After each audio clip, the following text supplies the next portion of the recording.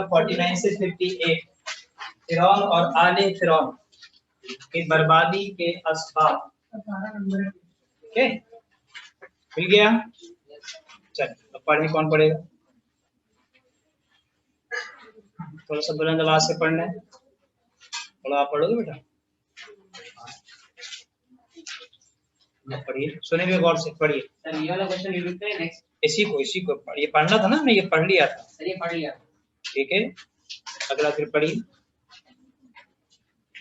Sir इधर इबारत है, इबारत की तशरीह पढ़िए। और काश तुम उस वक्त की कैफियत देखो जब फरिश्ते काफिरों की जानें निकालते हैं, इनके चेहरे और उनके मुंह और पीठों पर, इनके मुंह और पीठों पर मारते हैं और कहते हैं कि अज़ाब आतिश का मजा चखो। ये उन अमाल की सजा है जो तुम्हारे हाथों ने आगे पीछे है, और ये जान रखो कि अल्लाह बंदों पर जुल्म नहीं करता। देखिए आयत क्या बता रही है कि सबसे पहले तो एक ऐसी मंजर कशी की गई है आयत में, जो आज 14 सदियों गुजरने के बावजूद, इंतहाई तहकीक हो जाने के बावजूद ये अमल नहीं देखा गया कि रूह क्या है, कैसे निकलती है, इसकी शक्ल क्या है। इसका भी तायुन नहीं हो सका कि जिस्म के किस हिस्से में रूह मौजूद है। कुरान मजीद को जब हम देखते हैं तो जब मुशरिकीन मक्का ने रसूलुल्लाह से रूह के मुतालिक सवाल किया तो उसका जवाब सिर्फ ये आया कि रसूल आप फरमा दीजिए कि रूह अल्लाह का अम्र है। अम्र कहते हैं अल्लाह का हुक्म, बस। किसी भी जगह रूह की तफसील नहीं बताई गई, उसकी हेयत, उसकी माहियत, वो कैसी है, उसका रंग कैसा है, जिस्म के किस हिस्से में मौजूद होती है। बस ये बताया गया कि वो अंदर मौजूद होती है और जैसी वो बदन से निकलती है, इंसान फिर इंसान नहीं होता बल्कि मुर्दा हो जाता है, फिर मर जाता है, इंतकाल कर जाता है। बज़ाहिर आप देखते हैं कि सर से लेके पैर तक वो बिल्कुल दुरुस्त होता है, लेकिन रूह निकलने की बिना पर उसको हम मुर्दा तस्वुर करते हैं, मरा हुआ इंसान तस्वुर करते हैं। अब कुरान ये कहता है कि जब हम उनकी रूहों को निकालते हैं तो वो निकलने से इब्तिदान इनकार कर देती हैं। वजह क्या? वजह ये कि हर मरने वाले शख्स को इंतकाल से चंद सेकंड पहले कह लीजिए उस पर एक कैफियत तारी होती है जिसको कहते हैं आलम नज़ा की कैफियत। आलम नज़ा की कैफियत उस कैफियत को कहते हैं कि जब इंसान न मुकम्मल होश में होता है न मुकम्मल बेहोश होता है, बल्कि वो एक अजीब सी कैफियत में होता है। दिमाग उसका बिल्कुल ख़त्म हो चुका होता है, लेकिन उसकी आँखें, उसका जिस्म बहुत सी चीज़ों को महसूस कर रहा होता है और देख रहा होता है। अब हर इंसान पे मरहला आता है इंतकाल से चंद लम्हा कबल कि उसको उसका ठिकाना बताया जाता है कि वो जा कहाँ रहा है, उसकी मंजिल कहाँ है। अगर अच्छा है तो उसको जन्नत दिखाई जाती है, अगर बुरा है तो उसको जहन्नम दिखाई जाती है। यही वजह है कि जब उसको बुरी जगह दिखाई जाती है जो अजाब की जगह है, तो रूह अंदर से निकलने का से इनकार कर देती है और एक तरह से कह लीजिए कि अंदर से इंसान को पकड़ लेती है। तो फरिश्ता ऐसा नहीं करता कि इंसान के अंदर दाखिल हो और फिर रूह को निकाले, बल्कि उसको रूह को बाहरी से निकालना होता है। नतीजतन वो कुरान कहता है, हम इन बारीकियों, इस चीज से कभी वाकिफ ही नहीं हो सकते थे अगर अल्लाह हमें ना बताता। तो कुरान बताता है कि उनके चेहरे और उनके पुष्ट पीठों पर मारा जाता है। किन चीजों से मारा जाता है? मुख्तलिफ, कोई कहता है कि हथौड़े मारे जाते हैं, कोई लोहे के गुर्ज मारे जाते हैं जो ऊपर से लाए जाते हैं, जमीन से उसका कोई ताल्लुक नहीं होता। जब बहुत तकलीफ शिद्दत से उसको होती है तो वो बड़ी तकलीफ के साथ बाहर निकलती है, उस तकलीफ के साथ बाहर निकलती है। फिर कुरान का अगला मरहला ये है कि फिर उसको ये बताया भी जाता है कि उसने जो ये काम किए हैं, जो उसके ऊपर जो तकलीफ है, वो तकलीफ उसके उन अमाल की वजह से है जो उसने दुनिया में किए थे। और अल्लाह किसी के ऊपर जुल्म नहीं करता, यानी बिला वजह अल्लाह किसी को क्यों जहन्नुम में भेजेगा? बिला वजह परवरदिगार आलम क्यों किसी के ऊपर सख्ती और अजाब भेजेगा जब तक कि वो ये तो इंसान भी नहीं करते। तो अब यहाँ पे एक बहुत खूबसूरत नुक्ता इस पूरी आयत से हमारे सामने आया, तो मैंने आयत को लफ्ज समझा दिया। देखिए इंतकाल है क्या? अगर अरबी इंतकाल के लफ्ज को देखें तो यहाँ से वहां मुंतकिल होने को इंतकाल कहते हैं। यानी आप अगर इस कमरे से उठ के बाहर चले जाएं तो मैं आपके बारे में कह सकता हूँ कि आपने इंतकाल किया, यानी आप इस कमरे से वहां चले गए। یہ انتقال ہے. موت دراصل میں اسی انتقال منتقل ہونے کو کہا جاتا ہے. جس طرح ایک انسان جب بستر پہ پڑا ہو اور سو رہا ہو تو تقریباً وہ 80% مرا ہوا ہوتا ہے. وہ اپنا دفاع نہیں کر سکتا، وہ باہر کی چیزیں نہیں دیکھ سکتا، وہ کھا نہیں سکتا، وہ پی نہیں سکتا، وہ لوگوں کی باتیں نہیں سن سکتا. یہ موت ہے، اسی کو موت کہتے ہیں. لیکن جب وہ بیدار ہوتا ہے تو رات اگر وہ 6 گھنٹے سویا ہے یا 8 گھنٹے سویا ہے تو صبح اٹھ کے یہ اس کے محسوس اس کو نہیں ہوتا کہ وہ کتنے گھنٹے سویا ہے، یعنی وقت کا احساس اس کو نہیں ہوتا. دوسری بات، جب وہ صبح اٹھتا ہے تو آپ دیکھیں جس طرح وہ دن میں تر و تازہ ہوتا ہے، لیکن صبح کے وقت جب وہ بیدار ہوتا ہے تو وہ تر و تازہ نہیں ہوتا. اس کے کپڑے کچلے ہوئے ہوتے ہیں، اس کے بال بکھرے ہوئے ہوتے ہیں، اس کے چہرے پہ حشاشیت، اس کے چہرے پہ ایک پجمردگی سی ہوتی ہے. اسی لیے پھر صبح اٹھتا ہے، بال بناتا ہے چہرہ. یہی تو موت ہے. جب انسان قبر سے اٹھتا ہے تو یہی تو صورتحال ہوگی. ایسا تھوڑی کہ بال بنا کے نکلے ہوئے ایسے بیچ میں بال اس نے کھڑے کیے ہوئے، ایسا کچھ بھی نہیں ہوگا، بلکہ وہ ایک عجیب سی کیفیت میں اٹھے گا. اب قرآن جو سمجھا رہا، جو نقطہ آپ کو مجھے بتانا ہے کہ اللہ بلا وجہ نہیں کرتا، ان کو علم ہوتا ہے کہ تمہارے ساتھ یہ کیوں ہوا. تو مرنا کیا ہے، موت کس کو کہتے ہیں اور زندگی کس کو کہتے ہیں، آج یہ سمجھ لو. زندگی 3 چیزوں کا نام ہے: علم، احساس، ارادہ. 3 چیزیں آپ کے ساتھ ہیں، آپ زندہ ہیں. سب سے پہلے علم، آپ کون ہیں، آپ کہاں رہتے ہیں، آپ کا نام کیا ہے، فلاں شخص کون ہے، فلاں کیا ہے، میں نے کیا بننا ہے، میں کیا پڑھوں گا. یہ جتنی بھی آپ کے پاس علم کی صورت میں چیزیں موجود ہیں، اس کو علم کہتے ہیں. اس کے بعد ہے احساس، بھوک لگتی ہے، پیاس لگتی ہے، سردی لگتی ہے، گرمی لگتی ہے، خوشی ہوتی ہے، غم ہوتا ہے، اس کو احساس کہتے ہیں. اس کے بعد ہے ارادہ. جب تک آپ ارادہ نہ کریں آپ کوئی کام نہیں کر سکتے. آپ کو پانی پینا ہے، اٹھ کے پانی پینا ہوگا. آپ کو کام کرنا ہے، اٹھ کے آپ کو کام کرنا ہوگا. آپ کو دروازہ کھولنا ہے، آپ کو دروازے تک جانا ہوگا. آپ کو جوتے پہننے ہیں، آپ کو جوتے پہننے ہوں گے. آپ کو باہر جانا ہے، آپ گھر سے نکل کے گاڑی میں بیٹھ کے باہر جائیں گے. یہ ارادے کے ناطے. تو سمجھ میں آیا، 3 ہی چیزیں ہیں نا آپ کے پاس، یہ چوتھی بھی کوئی چیز ہے. آپ کو نیند آ رہی ہے، آپ کو سونا ہے، یہ آپ کا ارادہ ہے. نیند کا احساس ہونا، یہ احساس ہے. اب یہ 3 چیزیں آپ کے پاس ہیں. جب انسان مرتا ہے نا تو قرآن نے کیا کیا، کلو نفس ذائقۃ الموت، کہ ہر شخص کو موت کا مزہ چکھنا ہے، کھانا نہیں ہے. چکھنا کیا ہوتا ہے، ایسے آپ نے لیا اور زبان کے کنارے پہ لگایا، یہ چکھنا ہو گیا. اس چکھنے کی کیفیت چند سیکنڈ کی ہوتی ہے، بلکہ اس سے بھی کم. ایسے آپ نے لگایا، تھوڑی دیر محسوس ہوا، ختم. تو موت بالکل سب پر چند سیکنڈ کے لیے آتی ہے، چند لمحوں کے لیے آتی ہے. اب جیسے ہی انسان قبر میں جاتا ہے تو جب جیسی موت آتی ہے تو اللہ یہ 3 چیزیں فوراً لے لیتا ہے جو بھی میں نے آپ کو بتائی. لیکن جیسے ہی اس کا انتقال ہوتا ہے اور وہ ابھی اس کو غسل بھی نہیں دیا جاتا، اس کی میت گھر ہی میں پڑی ہوتی ہے، 3 میں سے 2 چیزیں اللہ اپنے پاس رکھتا ہے، 2 واپس دے دیتا ہے مرنے والے کو. کیا واپس دیتا ہے؟ ایک چیز واپس دیتا ہے علم، دوسری چیز دیتا ہے احساس. ارادہ نہیں دے گا کہ مرنے والا اٹھ کے بتا دے کہ اس کے ساتھ کیا ہو رہا ہے، وہ آنکھیں کھول کے بتائے کہ اس نے کیا کیا دیکھا ہے. یہ اس کے پاس طاقت نہیں ہے. 2 چیزیں آپ کو واپس لوٹائے گا، سب کو واپس لوٹائے گا. علم بھی لوٹا دے گا اللہ تعالیٰ، احساس بھی لوٹا دے گا. ٹھیک ہے، اب قرآن پہ پھر میں واپس آتا ہوں. اللہ فرماتا ہے کہ ہم بلا وجہ عذاب نہیں دیتے. ہم بتاتے ہیں کہ تم نے جو دنیا میں عمل کیے تھے یہ اس وجہ سے تم پر عذاب ہے. اب مان لیجئے قبر میں جانے والا شخص کچھ بھی نہیں ہے، نہ اس کے پاس علم ہے نہ احساس. مان لیجئے احساس ہی نہیں ہے درد کا، تو مارا جب فرشتہ تھک جائے گا اس کو کچھ ہوگا ہی نہیں، وہ تو ہنس رہا ہوگا. فرشتہ مار رہا ہوگا، یہ ہنس رہا ہوگا. فرشتہ پوچھے کیوں ہنس رہا، کا درد ہی نہیں ہوگا، احساس ہی نہیں ہے. آگ میں ڈالیں مزے سے بیٹھا ہوا ہوگا، چائے پی رہا ہوگا. بھائی کیوں نہیں جل رہے، کا احساس ہی نہیں ہے، پتہ ہی نہیں لگ رہا آگ میں ڈالا ہوا. اس طرح انسان کو جنت میں ڈالیں گے، کوئی ٹھنڈی ہوا چلے گی، بیٹھا ہوا ہوگا، کیوں کہ بیٹھے رہتے ہیں پتہ ہی نہیں لگ رہا کیا ہو رہا ہے. یہ احساس. اب قرآن کہتا ہے کہ اس کو بتایا جاتا ہے. اس کا مقصد ہے ہر شخص چاہے مسلمان ہو، مشرک ہو، کسی بھی مذہب سے تعلق رکھتا ہو، 2 چیزیں اس کے پاس ہوتی ہیں کہ جب وہ قبر میں جاتا ہے یا کسی بھی مقام پر ہوتا ہے اس کو یہ علم ہوتا ہے کہ اس کے ساتھ جو سختی ہو رہی ہے، اس کو جو مارا پیٹا جا رہا ہے، وہ کیوں مارا پیٹا جا رہا ہے، اس لیے کہ دنیا میں اس نے اللہ کے احکام نہیں مانے تھے. اور تکلیف کا احساس ہوتا ہے، اس کو احساس کہتے ہیں.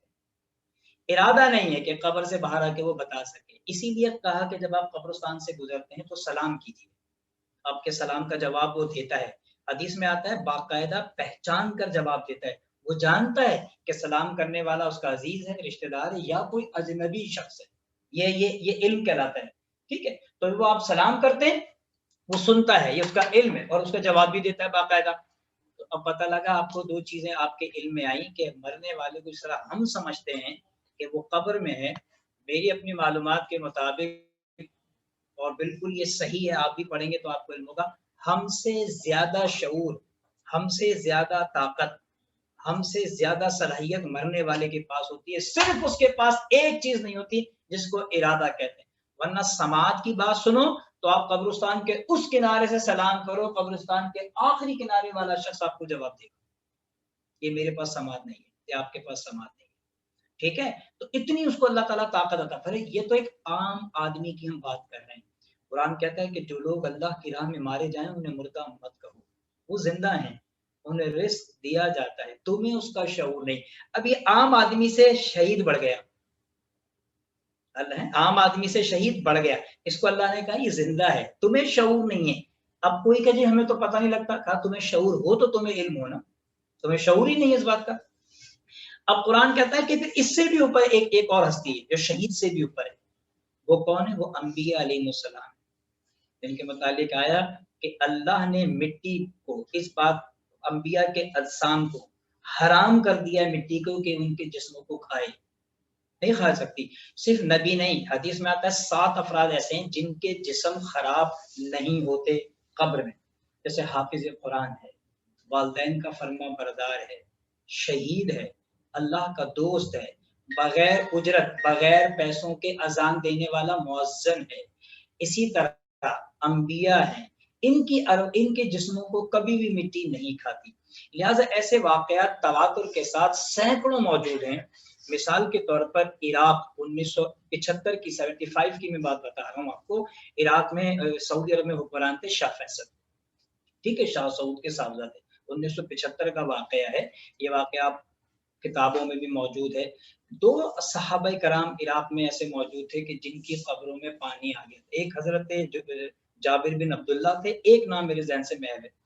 تو انہوں نے اس وقت جو مفتی صاحب تھے ان کے خواب میں آ کے کہا کہ ہمیں یہاں سے نکالو، ہماری قبروں میں پانی آ رہا ہے.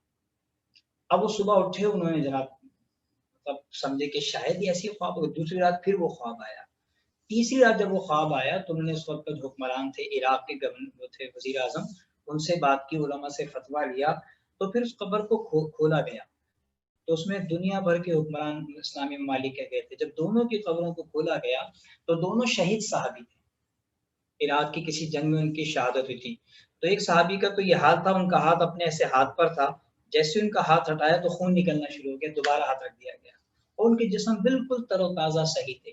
واپس ان کے جسموں کو منتقل کر دیا گیا کسی اور مقام پہ. ایسے کئی واقعہ، جیسے ایک واقعہ میں ذاتی طور پہ میں بھی جانتا ہوں. ایسا ہوا کہ لیاقت آباد جو قبرستان ہے اس میں میرے والد کی بھی قبر ہے جو جانا رہتا ہے ہمارا. تو وہاں جو گورکن تھا تو اس سے ایک دفعہ میں نے پوچھا کہ یار تم کتنے سال کا، میرے والد بھی یہاں کام کرتے تھے، میں بھی یہاں پہ کام کرتا ہوں، تو بتاؤ کوئی بات ایسی. کہنے لگا آج سے تقریباً 5 سال پہلے ایک نوجوان کا جنازہ آیا جو ایکسیڈنٹ میں انتقال ہوا تھا. اس کا لڑکا تھا 20-22 سال کا. کہہ رہے ہم نے اس کو دفن بنا دیا، اہل خانہ وغیرہ چلے گئے. تو آپ کو پتہ ہے جب دفنا دیتے ہیں تو اس کا نا ایک ڈیتھ سرٹیفکیٹ ہوتا ہے، اس میں گھر کا پتہ ہوتا ہے، معلومات ہوتی ہے ساری، ٹھیک ہے، وہ سب انٹری ہوتی ہے وہاں پہ. کہہ رہا سرٹیفکیٹ بنوائے، لوگ چلے گئے. کہہ رہا کچھ تقریباً 4-5 سال پہلے دفنائے ہوئے تقریباً 10 سال ہو چکے تھے، بہت تیز بارش ہوئی. اور میں خود ذاتی طور پہ جانتا ہوں لیاقت آباد کا قبرستان ایسا ہے کہ اس کی مٹی اتنی کمزور ہے، اتنی کمزور مٹی ہے کہ اس کی قبریں اکثر بارش میں بیٹھ جاتی ہیں، یعنی اینٹیں گر جائیں گی، جو قطبہ لگا ہوا ہوتا ہے وہ گر جاتا ہے، تو جو سلیب رکھے ہوئے ہوتے ہیں وہ گر جاتے ہیں، تو قبریں اکثر کھل جاتی ہیں. وہاں کی زمین بہت ہی کمزور ہے. کہنے لگے جب وہ بارش ہوئی تو قبر بیٹھ گئی. تو کہہ رہا میں نے ان کے گھر والوں، کیونکہ وہ انہوں نے مجھے پیسے دے رکھے تھے، ہر مہینے دیتے تھے، کہہ رہا مٹی پانی وانی ڈالتے رہنا، میں ڈال دیا کرتا. تو میں ان کو فون کیا بھائی ایسے ایسے آپ آ جائیں. کہہ رہا جب وہ آئے تو انہوں نے کہا اچھا اس قبر کو بناؤ.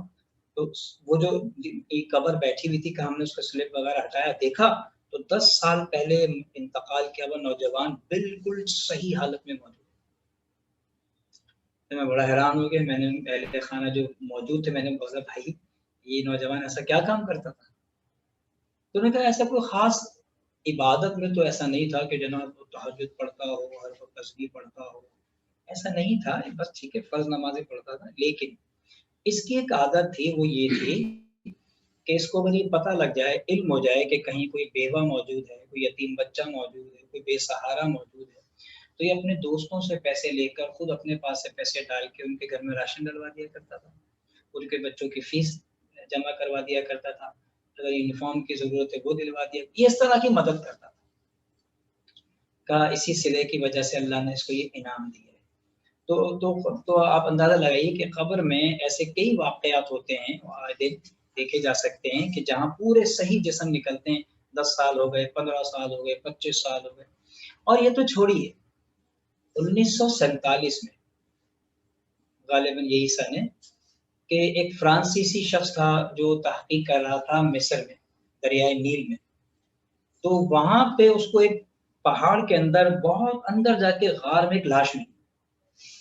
अब उस लाश को लाए तो उसके ऊपर गले में पता नहीं क्या क्या चीजें पड़ी हुई थी, निकाला उस लाश को, साफ वाफ किया। जो जो उसके गले में बड़ी बड़ी तख्तियां पड़ी हुई थी, जब उसको पढ़ा तो पता लगा ये तो वही शख्स है जो मूसा अलैहिस्सलाम के दौर में फिरौन था और गर्क हुआ था।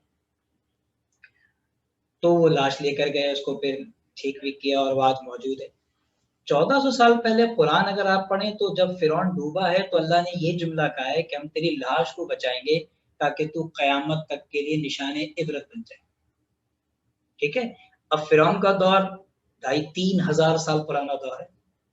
अल्लाह जिसे रखना चाहे, जिसे बचाना चाहे, तो ये वो हकायक हैं, वो चीजें हैं जो हमारे सामने हैं। वो ये हम किससे कहानियां नहीं सुना रहे आपको 1000 साल पुरानी के आप देख ही ना सके। हम तो आज की बात आपके साथ कर रहे हैं। आज जाके देखें, आज की चीजें हैं जो आपकी दस्तरस में आप देख सकते हैं। तो लिहाजा कुरान कहता है कि जब कोई शख्स मरता है तो उसको बता दिया जाता है। फिर अक्सर बच्चे ये भी हमसे सवाल करते हैं कि मरने के बाद इंसान होता कहाँ है, किस मकाम पर होता है। तो देखो, मरने के बाद इंसान का जो मकाम है वो आलम बरज़ख है। आलम बरज़ख कहते हैं, एक मान लीजिए कि ये दीवार भी एक तरह से बरज़ख है। अगर कोई उस तरफ मौजूद है और हम इस तरफ मौजूद है, ये दीवार भी बरज़ख है। ठीक है, एक ऐसा कमरा, एक ऐसी जगह, एक ऐसा मकाम जहाँ दुनिया और उसके दरमियान एक हिजाब है। लेकिन हदीसें बताती हैं मरने वाला चीजों को देख रहा होता है, समझ रहा होता है, लेकिन जो जिंदा होता है उसके इल्म में नहीं होता कि उसका क्या मामला है। हदीसें यहाँ तक गई हैं कि जब इंसान मरता है, इंतकाल करता है और उसको गुस्ल दिया जा रहा होता है, तो वो उस वक्त भी अपने गुस्ल की जगह पर खड़ा होता है और गुस्ल देने वाले को कसम देता है कि तुझे अल्लाह रब्बुल इज्जत की कसम है, मुझे अच्छी तरह से गुस्ल देना, इसलिए कि मैं अपने रब की बारगाह में अब हाजिर होने वाला हूं। हाजिर जब वो होता है उसके बाद बाकी बातें फिर अच्छी तरह गुस्ल दिया जाता है। इसीलिए कहते हैं कि अहले खाना, बेटे हैं वो गुस्ल दें, अगर उस मरने वाले के भाई हैं वो गुस्ल दें। इतना अफसोस होता है हमें कि अब तो लोग मरने वालों को हाथ तक लगाते हुए डरते हैं, घबराते हैं, और गुस्ल देना तो बहुत दूर की बात है, गैरों के हवाले कर देते। मुझे आप बताइए कि मरने वाले का आखिरी हक होता है अपनी औलाद पे, उसके बाद वो कभी भी आपसे कुछ नहीं कहेगा क़यामत तक। वो क्या हक कि उसके गुस्ल में उसके पास खड़े हो जाओ, उसको अच्छी तरह से गुस्ल दो, उसको अच्छी तरह से तैयार करो, क्योंकि अब वो ऐसे सफर पर जा रहा है जो उसकी जिंदगी का सबसे मुश्किल तरीन सफर है। वो ऐसे सफर पर रवाना होगा जिससे उसकी वापसी नहीं। उसने आपके साथ एहसान किया है, आपके साथ उसने मेहनत की है, आपके साथ उसने जैसे वालिद ही हैं, मान लीजिए आपको पढ़ाया है, लिखाया है, 10 आपके लिए मुसीबतें झेली हैं। अब वो आखिरी उसका हक रह गया कि औलाद उसके सामने खड़ी हो और वो गुस्ल दे। हमने देखा है कि जनाब बच्चे जाते ही नहीं, वो जाके मुर्दा खाना में देकर आ गए, टेलीफोन कर दिया कि जनाब हम शाम मगरिब में दफनाएंगे तो असर तक तैयार कर दीजिए। तो जैसे तैसे निभा के कफन पहना के रवाना कर देते हैं। कितना जुल्म है, कितनी नाइंसाफी है, कितनी नाइंसाफी है। मैं कहता हूँ कि ऐसी औलाद को हम क्या कहें, ये बहुत जुल्म।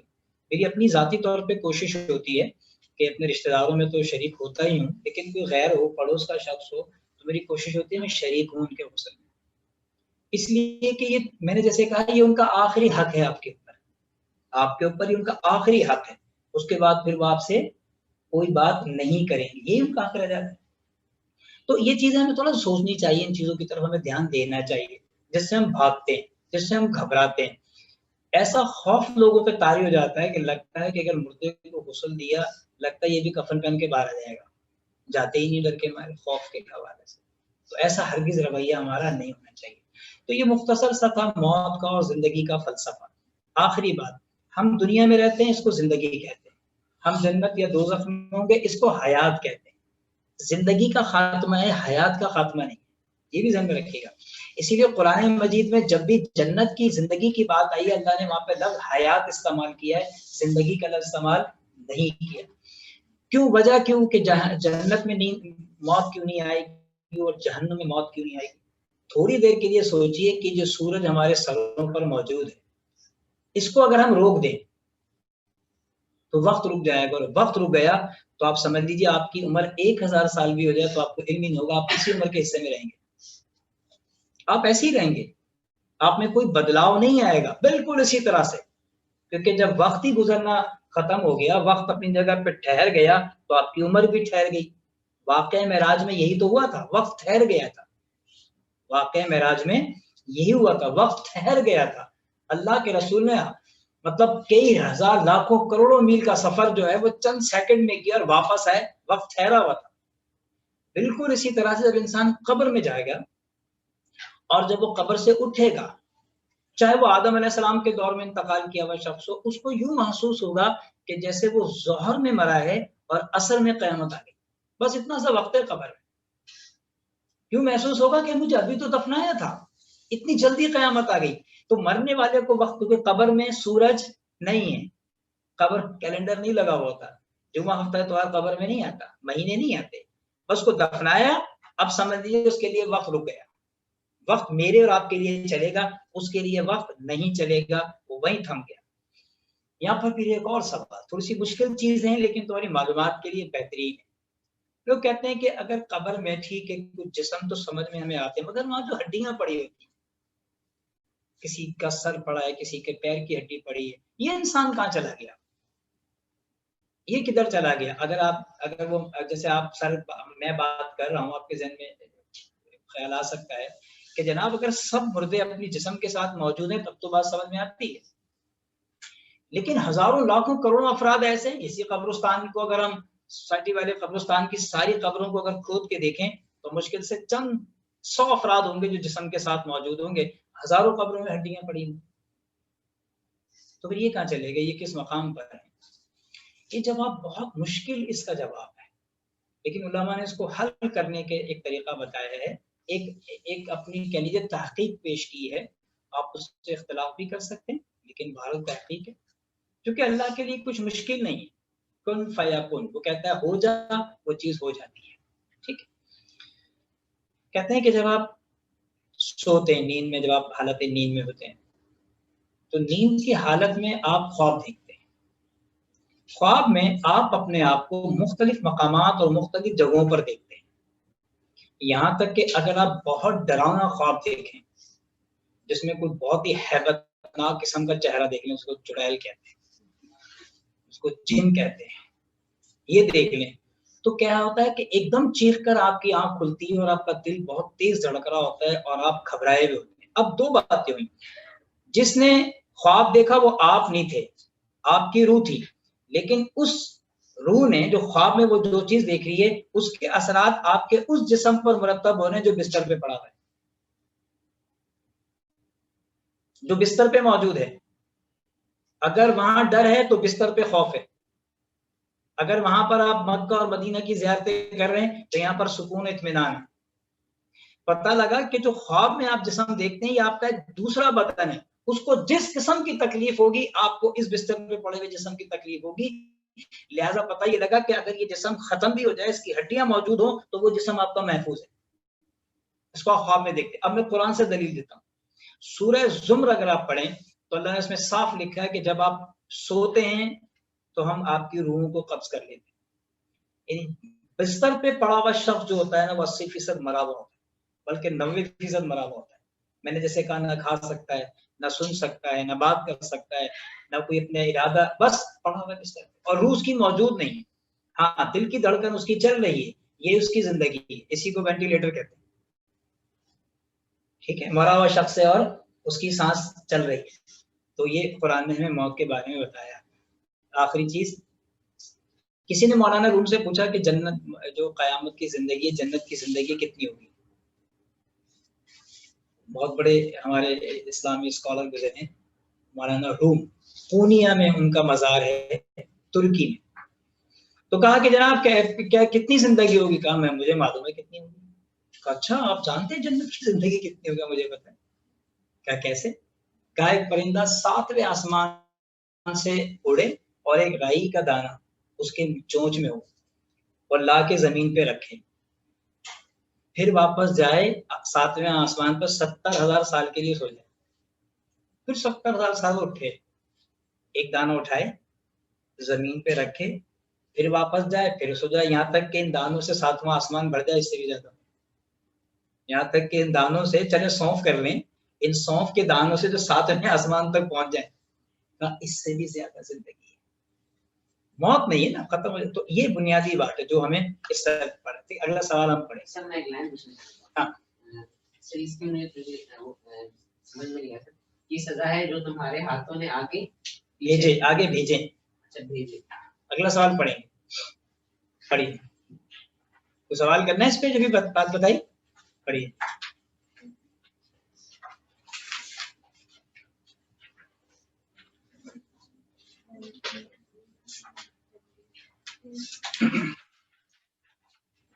پڑھے بیٹا آپ پڑھیے، آپ ہی پڑھیں. کوئی بات. سورۃ الانفال میں جہاد کی تیاری کے بارے میں اللہ تعالیٰ نے کیا حکم فرمایا؟ مسلمانوں کے لیے ضروری ہے کہ وہ جنگ کے لیے ضروری جنگی سامان تیار رکھیں جو وقت کی ضرورت کے مطابق ہو. ایک مستقل فوج ہر وقت تیار رہنی چاہیے. جہاد مسلمانوں کی وہ عملی کوشش ہے جس کا مقصد دنیا اور شیطانی قوتوں کو ختم کر کے دنیا کو امن کا گہوارہ بنانا ہے. جنگی ساز و سامان اکٹھا کرنے میں ایک دوسرے سے تعاون بھی کرو. جہاد مسلمان کے اتحاد، طاقت اور قوت کا چشمہ ہے. جہاد کی سب سے زیادہ اہمیت یہ ہے کہ اس سے ظلم اور ناانصافی کا خاتمہ ہوتا ہے. ٹھیک ہے، ایک سوال ایک دفعہ دوبارہ پڑھ دو، صرف سوال پڑھو ایک دفعہ دوبارہ. سورۃ الانفال میں جہاد کی تیاری کے بارے میں اللہ تعالیٰ نے کیا حکم دیا؟ دیکھیں آپ قرآن مجید پڑھے تو جہاد جو ہے وہ بہت بعد میں جا کے فرض ہوا. حضرت موسیٰ علیہ السلام، آپ کو آدم علیہ السلام کی کوئی لڑائی نظر نہیں آئے گی، نوح علیہ السلام کی کوئی جنگ نہیں ہے، ادریس علیہ السلام، صالح علیہ السلام، عیسیٰ علیہ السلام، ذوالکفل علیہ السلام، کوئی لڑائی قرآن میں نہیں. جہاد تھا ہی. موسیٰ علیہ السلام کو جو جہاد فرض ہوا ہے وہ دیکھو کس طرح سے ہوا ہے. قرآن بتاتا ہے کہ موسیٰ علیہ السلام 6 لاکھ بنی اسرائیل کو لے کے نکلے ہیں جب مصر سے. تو ان کی عورتیں گھروں میں کام کاج کرتی تھیں، ان کے مرد جو ہیں وہ مزدوری کرتے تھے. بڑے بڑے آپ احرام میں مصر جو بنے ہوئے دیکھ رہے ہیں یہ بنی اسرائیل کے لوگوں کے ہاتھوں کے. تو موسیٰ علیہ السلام جب ان کو لے کے نکلے تو یہ ایک ایسی آبادی میں پہنچے، ایک ایسے علاقے میں پہنچے جہاں ان کے آبا و اجداد رہا کرتے تھے، ان کے بزرگ رہا کرتے تھے. ان نے موسیٰ علیہ السلام سے کہا کہ ہم اسی آبادی میں رہنا چاہتے ہیں، اسی علاقے میں رہنا چاہتے ہیں. تو موسیٰ علیہ السلام نے کہا بھی رک جاؤ، انتظار کرو، ہم ایسے نہیں، پہلے معلومات کر لیں اندر جو قوم موجود ہے وہ کیسی قوم ہے. تو موسیٰ علیہ السلام نے 11 آدمی بھیجے کہ وہ جائیں تحقیق کریں، معلومات کریں، اندر رہنے والی بسنے والی قوم کے بارے میں ساری معلومات لا کے دیں. وہ 11 افراد گئے، کچھ عرصے رہے، ساری انہوں نے معلومات اکٹھی کی اور واپس آ کے موسیٰ علیہ السلام کو فرمایا کہ اندر تو ایک بہت طاقتور قوم موجود ہے، بہت جری ہے، بہت بہادر ہے، بہت اچھے لڑاکا ہیں، جنگجو لوگ ہیں. اچھا. تو موسیٰ علیہ السلام نے فرمایا اچھا پھر میں تمہیں نصیحت کرتا ہوں، یہ بات کسی کو بتانا نہیں، یہ میرے اور تمہارے درمیان راز ہے. کیا ٹھیک ہے، چلے گئے. اب اس میں بھی مطلب کہ کچھ لوگ ایسے تھے جن سے بات برداشت نہیں ہوئی، اس میں سے کچھ آدمیوں نے یہ بات لوگوں کو بتا دی. گھر میں ہو سکتا ہے خواتین کو بتائی ہو، کسی اپنے دوست کو بتائی ہو، وہ بات آہستہ آہستہ آہستہ بنی اسرائیل میں پھیل گئی. اب جب موسیٰ علیہ السلام ادھر اللہ سے بار بار التجا کرتے تھے پروردگار عالم ہمیں इजाजत दे जिहाद करने की, क्योंकि मेरे ऊपर दबाव है मेरी कौम का कि वो अंदर रहना चाहती है। आप आते थे, अल्लाह से बात करते थे, अल्लाह से इल्तिजा करते थे, और इधर ये बात आहिस्ता फैल गई।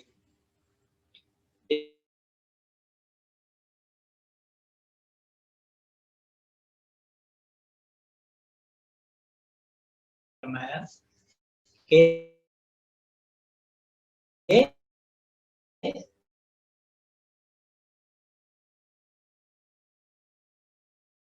अल्लाह ने जिहाद फर्ज कर दिया है। उसने अब तो कहा, ए मूसा आप लड़ें और आपका रब लड़े, हम नहीं लड़ेंगे, क्योंकि बात फैल चुकी थी कि अंदर बहुत ताकतवर कौन थी। उलमा ने इस आयत के जो हाशिए पर तफसीर में जो बात लिखी है वो मैं आपको जरूर बताऊंगा। 6 लाख में से मान लीजिए औरतें निकाल दें, मर्द निकाल दें, बच्चे निकाल दें, कम से कम 1 लाख, 6 में से 1 लाख, चले इसको भी खत्म करें, 50,000 तो आदमी ऐसा होगा जो लड़ने वाला होगा। 5.5 लाख हमने छोड़ दिए, 50,000 तो नौजवान ऐसे होंगे जो लड़ सकते हो, बड़े जवान होंगे, इन्होंने भी इनकार कर दिया। तो मूसा अलैहिस्सलाम ने, मुफस्सिरीन कराम ने लिखा इनके इनकार की वजह क्या थी, क्यों उन्होंने मना किया।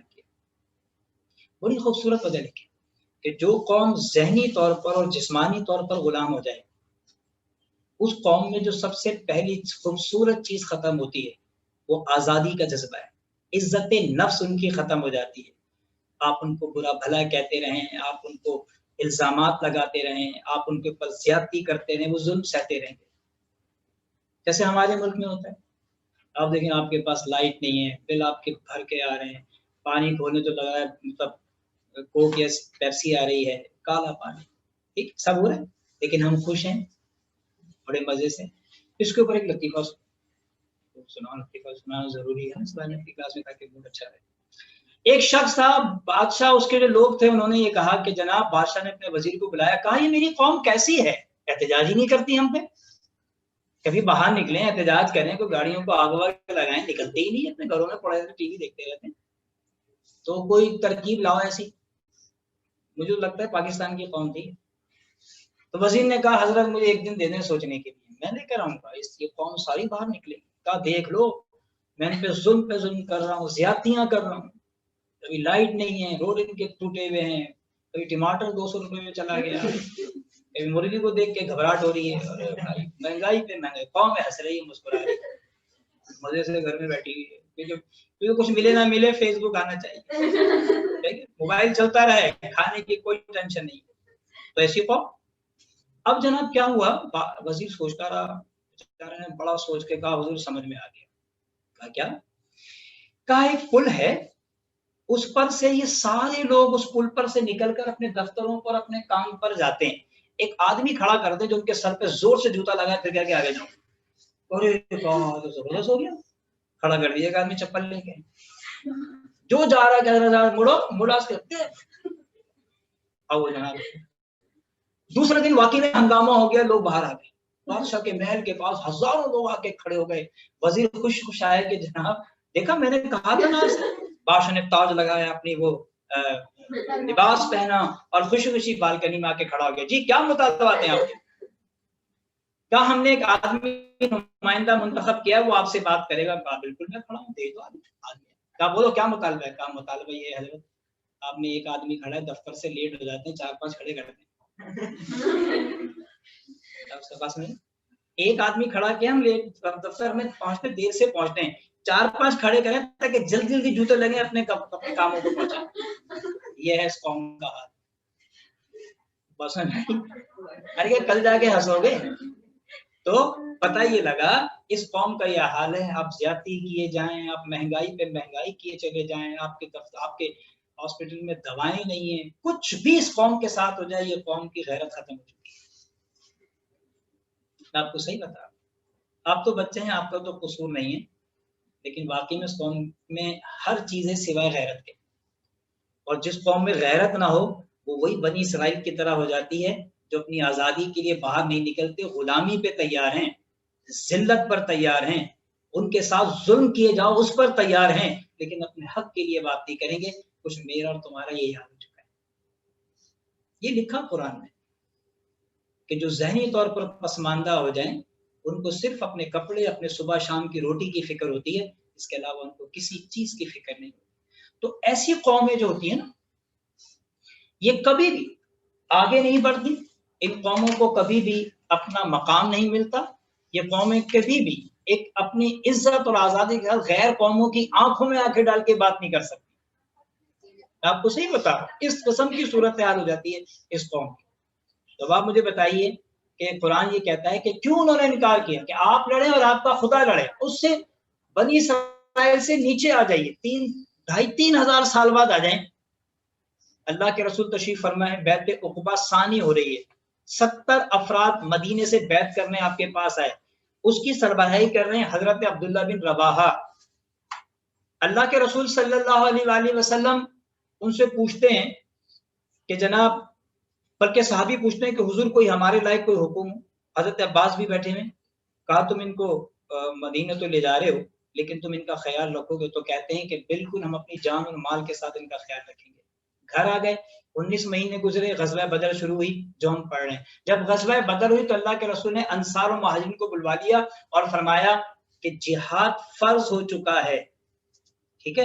مکہ میں جہاد نہیں تھا، مکہ میں جہاد فرض، مدینے میں جہاد فرض ہوئے۔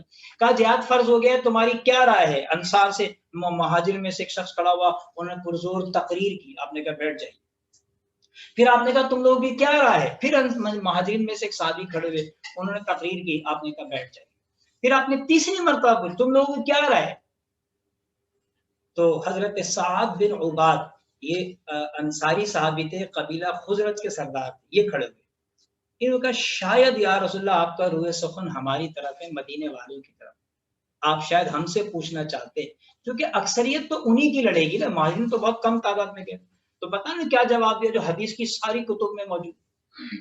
کہا یا رسول اللہ ہم بنی اسرائیل کی طرح موسیٰ علیہ السلام کو یہ نہیں کہیں گے کہ آپ لڑے اور آپ کا رب لڑے، ہم وہ جملہ نہیں، ہم آپ کے دائیں بھی لڑیں گے، آپ کے بائیں بھی لڑیں گے، ہم آپ کے آگے بھی لڑیں گے، آپ کے پیچھے بھی لڑیں گے، یہاں تک کہ اگر آپ ہمیں دریا میں سمندر میں کودنے کے لیے کہیں گے تو ہم کود جائیں گے۔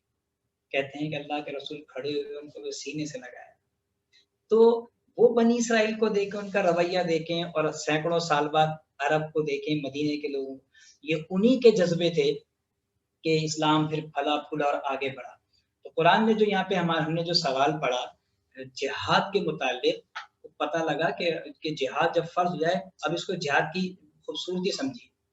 بہت غلط تاثر جہاد کے متعلق یہ ہے، بہت ہی غلط تاثر جہاد کے متعلق یہ ہے، جو بنا بھی دیا گیا، کچھ ایک سازش بھی ہوئی اور کچھ ہم لوگوں کے نادان لوگوں کے کارنامے بھی ایسے الٹے سیدھے تھے کہ جناب جہاد تو یہ ہے کہ آپ کسی کو بھی نہ چھوڑیں، سارے ملکوں پہ حملہ کر دیں، تمام زمینیں فتح کر لیں اور سب کو مار دیں سے مسلمان زمین پہ ہوں۔ یہ غلط تصور ہے، قرآن کے بالکل منافی تصور ہے۔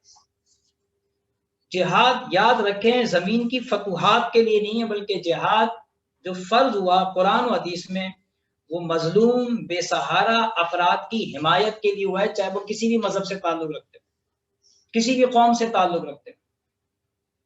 اور قرآن مجید نے جن کے خلاف جہاد کا حکم دیا، سورہ ممتحنہ، اگر چونکہ اب سلیبس میں نہیں ہے آپ کے، اگر میں پڑھاتا تو آپ کو بتاتا کہ قرآن مجید نے اس کے خلاف تلوار اٹھانے کے لیے کہا ہے۔ صاف ممتحنہ کی آیت ہے، جو آپ کے دشمن ہیں، آپ کے خلاف سازشیں کرتے ہیں۔ دوسری طرف قرآن اگلی آیت میں یہی بات کہتا ہے کہ جو آپ کے دشمن نہیں ہیں ان کے ساتھ احسان بھی کرو اور انصاف بھی کرو۔ یہ قرآن نے 2 لفظ استعمال کیے سورہ ممتحنہ میں۔ 13 آیات پر ہے، ضرور جا کے ترجمہ پڑھنا۔ قرآن نے صاف لفظ کہے کہ آپ کا دشمن وہ ہے جو آپ کا دشمن ہے، جو آپ کے خلاف سازشیں کر رہا ہے، جو آپ کے لوگوں کو مار رہا ہے، جو آپ کے لوگوں کو قتل کر رہا ہے، اس سے آپ لڑیں۔ جو آپ سے لڑتا نہیں ہے، جس کا آپ سے کوئی لینا دینا نہیں ہے، سکون سے وہ رہ رہا ہے، آپ اس کے خلاف کیوں لڑتے ہیں؟ آپ اس کے خلاف کیوں تلوار اٹھاتے ہیں؟ آپ اس کے ساتھ کیوں ظلم اور زیادتی کرتے ہیں؟ بلکہ قرآن نے میں نے کہا 2 لفظ استعمال کیے، عدل بھی کرو اور ان کے ساتھ احسان بھی کرو۔ یہ لفظ قرآن کے موجود۔ تو بیٹا یہ بڑا غلط تصور بعض جگہوں پہ مسجدوں میں مقامات پہ دے دیا جاتا ہے، جس کو آپ بالکل اہمیت نہ دیں کہ جناب بس مسلمان نکلے اور چاہے سب کو مار دے، ساری دنیا میں اسلام پھیل جائے۔ یہ بالکل غلط بات ہے، بالکل غلط بات ہے۔ یہ ایسی کوئی آیت قرآن کی حدیث کی موجود نہیں ہے۔ یہ غلط تشریحات کی گئی ہیں، غلط تعبیریں کی گئی ہیں، غلط تفاسیر بیان کی گئی ہیں اور لوگوں کو، نوجوانوں کو ورگلا کر مروایا گیا ہے، اس کے علاوہ کچھ بھی نہیں۔ امن سے رہیں، سکون سے رہیں، دوسروں کو بھی سکون سے رہنے دیں، آپ بھی سکون سے رہیں، آپ ان کی مدد کریں، وہ آپ کی مدد کریں، بس یہی دین ہے، یہی اسلام۔ کوئی مذہب کسی بھی مذہب کو آپس میں ٹکرانے کی اجازت نہیں دیتا، کسی بھی مذہب میں یہ ہے ہی نہیں۔ خود رسول اللہ صلی اللہ علیہ وسلم کا دور کا ایک حدیث کا واقعہ آپ کو سناؤ، آپ حیران ہو جائیں گے۔ اللہ کے رسول سے یمن کے کچھ لوگ ملنے آئے، عیسائیوں کا ایک وفد ملنے کے لیے آیا آپ سے، نجران کے علاقے سے، تھے تقریباً 50-60 کے قریب افراد تھے۔ اب آپ کو پتہ ہے اس زمانے میں سرائے تو ہوتے نہیں تھے، ہوٹل تھے نہیں تھے، بھی کہاں ٹھہرائیں؟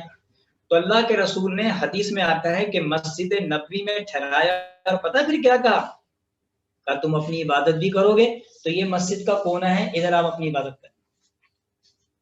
مسجد نبوی میں آپ نے اجازت دی عیسائی افراد کو کہ وہ اپنی جو عبادت کرنا چاہیں وہ کریں۔ یہ ساری حدیثوں میں چیزیں موجود ہیں۔ یہاں تک کہ فلسطین کا ایک علاقہ ہے بیت اللحم، اور وہاں پر ایک بہت رسول اللہ کے دور سے بھی پرانا ایک چرچ ہے، اس میں ایک معاہدہ ہے جو ابھی تک موجود ہے، ابھی تک موجود ہے۔ وہاں سے کچھ عیسائی آئے، کہا یا رسول اللہ ہم آئے ہیں، یہ تو علاقہ فتح ہو چکا ہے مسلمانوں کے ہاتھ، تو آپ ہمارے چرچ کے لیے، گرجے کے لیے امان لکھ کر دے دیں کہ کوئی اس کو توڑے نہیں، اس کو مسجد میں تبدیل نہیں کرے۔ آپ نے لکھا امان لکھ کر، آخر میں پتہ کیا لکھا کہ جو اس معاہدے کو توڑے گا کل قیامت کے دن میرا ہاتھ ہوگا اور اس کا گریبان۔ یہ الفاظ موجود ہیں وہاں پہ۔ اب آپ بتائیے کہ ہم مطلب اسلام آپ کو کیا درس دیتا ہے، کیا بات کرتا ہے، اور لوگ کس طرح سے اس کو تعبیر کرتے ہیں، کس طرح آپ کے سامنے غلط قرآن کی تشریحات پیش کرتے ہیں۔ ایسا کچھ نہیں۔ جو دین آپ کو یہ سمجھائے کہ راستے میں پڑا ہوا پتھر ہو اس کو کونے میں کر دو، وہ دین آپ کو دہشت گردی کی تعلیم دے گا۔ جو دین آپ کو بتائے کہ پیاسے کتے کو پانی پلانے پر ایک عورت جنت میں چلی گئی، وہ دین آپ کو دہشت گردی کا کہے گا۔ جو دین آپ کو کہے کہ ایک عورت نے جو بڑی نیک تھی ایک بلی کو باندھا، اس باندھنے کی وجہ سے بلی بھوکی پیاسی مر گئی، وہ جہنم میں چلی گئی عورت، وہ دین آپ کو دہشت گردی کا کہے گا؟ نہیں کہے گا۔ یہ ساری غلط تشریحات ہیں جو پھیلائی گئی ہیں جس سے اسلام بدنام ہوا۔ تو جہاد تو ایک بہت مقدس چیز ہے۔ دنیا میں کسی بھی مقام پر کہیں بھی کوئی مظلوم بیٹھا ہے اور آپ کو کہتا ہے کہ آپ مدد کریں اور آپ اس کی مدد کے لیے جاتے، بیٹا اس کو جہاد کہتے ہیں۔ جہاد صرف مسلمانوں کے لیے لڑنے نہیں ہے، بلکہ جہاد ہر قوم کے لیے آپ کر سکتے ہیں جس پہ ظلم ہو رہا ہے، زیادتی ہو رہی ہے، ناانصافی ہو رہی ہے، ان کے لیے بات کرنا، ان کے لیے آواز اٹھانا، اس کو جہاد کہتے ہیں۔ ٹھیک ہے، بات سمجھ آ گئی؟ آگے بڑھ، بس آخری ایک بڑی اور جہاں تک ہو سکے فوج کی جمعیت کے زور سے اور گھوڑوں کے تیار رکھنے سے ان کے مقابلے کے لیے تیار رہو، کہ اس سے اللہ کے دشمنوں اور تمہارے دشمنوں اور ان کے سوا اور لوگوں پر جن کو تم نہیں جانتے اور اللہ جانتا ہے۔ ٹھیک، دیکھیے اس قرآن کی آیت میں کتاب دن، اس قرآن کی آیت میں ایک بڑی خوبصورت بات بتاؤں جو قرآن کا معجزہ بھی سمجھ لیجیے گا، ایک طرح سے معجزہ قرآن کا یہ اعجاز ہے قرآن کا، کہ جب یہ آیت نازل ہوئی ایک اور چیز سمجھ، ابھی میں نے جہاد سمجھایا نا، ایک اور چیز سمجھی۔ مثال کے طور پر بائبل کو دیکھیے، بائبل میں لکھا ہوا ہے حضرت عیسیٰ علیہ السلام کہتے ہیں کہ جب کوئی تمہارے ایک گال پہ تھپڑ مارے تم دوسرا گال آگے کر دو۔ ٹھیک ہے، امریکہ سب سے بڑا اسلحے کا سپلائی کرنے والا ملک ہے، وہ بائبل کچھ اور کہہ رہی ہے۔ کیا؟ جب کوئی تمہارے ایک گال پہ تھپڑ مارے تم دوسرا گال آگے کر دو۔ سب سے زیادہ جو اسلحہ بیچنے والا ملک ہے وہ امریکہ ہے، جہاں بائبل ہی کا قانون ہے، اس کو پڑھا جاتا ہے۔ میں یہ نہیں کہہ رہا کہ نہیں کرنا چاہیے، میں صرف یہ بتا رہا ہوں کہ بعض لوگ صرف زبانی مار کی سمجھتے ہیں، اخلاق کی زبان نہیں سمجھتے۔ اس کے لیے قرآن کہتا ہے کہ تیاری رکھو، اس کے لیے قرآن کیا کہتا ہے؟ تیاری رکھو۔ اگر تم نے تیاری نہیں کی، جاپان دیکھیں کیسا ملک تھا، کیا ہوا امریکہ نے کیا جب ایٹم بم وہاں پہ مارا ہے تو کیا ایک پتہ نہیں کتنے لاکھ افراد ختم ہو گئے تھے، بے قصور عام آدمی، فوج نے عام آدمیوں کو مارا۔ ٹھیک ہے، تو کہنے کا مقصد یہ قرآن یہ کہتا ہے کہ دیکھیں اگر آپ نے تیاری نہیں رکھی تو آپ کے ایسے دشمن بھی ہیں جو صرف محبت کی زبان نہیں سمجھتے، مار کی زبان سمجھتے ہیں، ان کو آپ کتنے سمجھا لیں، کتنی دوستی کے پیغام بھیج دیں، کتنی آپ کہیں ہم سے مذاکرات کر لیں، وہ تیار نہیں ہوں گے. لہٰذا ان کو پھر زبان استعمال کرنی ہے دوسری والی. اس کے لیے قرآن کہتا ہے تیاری رکھو. اور کیسی؟ اب دیکھو قرآن کا اعجاز بتا رہا ہوں. قرآن کی جو آیت ہے اگر آپ کتاب میں دیکھیں یا اپنے نوٹس میں دیکھیں تو وہاں پر ایک لفظ لکھا ہوا ہے مَنِ اسْتَطَاعَتُم مِّن قُوَّةٍ. قوت کا لفظ استعمال ہوا ہے عربی میں. ٹھیک ہے، جب یہ لفظ استعمال ہوا نا اللہ نے فرمایا کہ قوت اختیار کرو، تو صحابہ آ گئے رسول اللہ کے پاس. کہا یا رسول اللہ قوت سمجھ میں نہیں آئی، قوت سے کیا مراد ہے؟ اللہ کہہ رہا ہے طاقت حاصل کرو. مطلب ہمیں کھانا پینا ہے، ہمیں کیا ایسا کیا کرنا ہے کہ جناب ہم حاصل کر لیں قوت. تو رسول اللہ صلی اللہ علیہ وسلم نے جب صحابہ کو جو جواب دیا نا، بڑا شاندار جواب تھا. کہا میں بتاتا ہوں قوت سے مراد کیا ہے. کہا قوت سے مراد رمی ہے. شیطان کو جو کنکریاں ماری جاتی ہیں نا حج میں، اس کو رمی کہتے ہیں. اس کے آگے کیا چیز ہے وہ انشاءاللہ اگلی کلاس میں بتاؤں گا، جو بہت ہی زبردست چیز ہے. آپ کا ٹیسٹ ہو گیا کہ کوئی؟ ٹیسٹ ٹاپک آپ دیکھیں، کتاب سے بتا رہا ہوں اور کم دوں گا آپ کو فی الحال. آیت نمبر 1 سے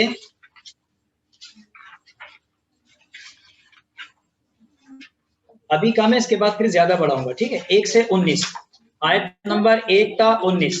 سوال کس ایک آیت نمبر 1 سے 19 اور کتاب میں اگر ہم دیکھیں تو صفحہ نمبر 1 سے صفحہ نمبر 16 تک.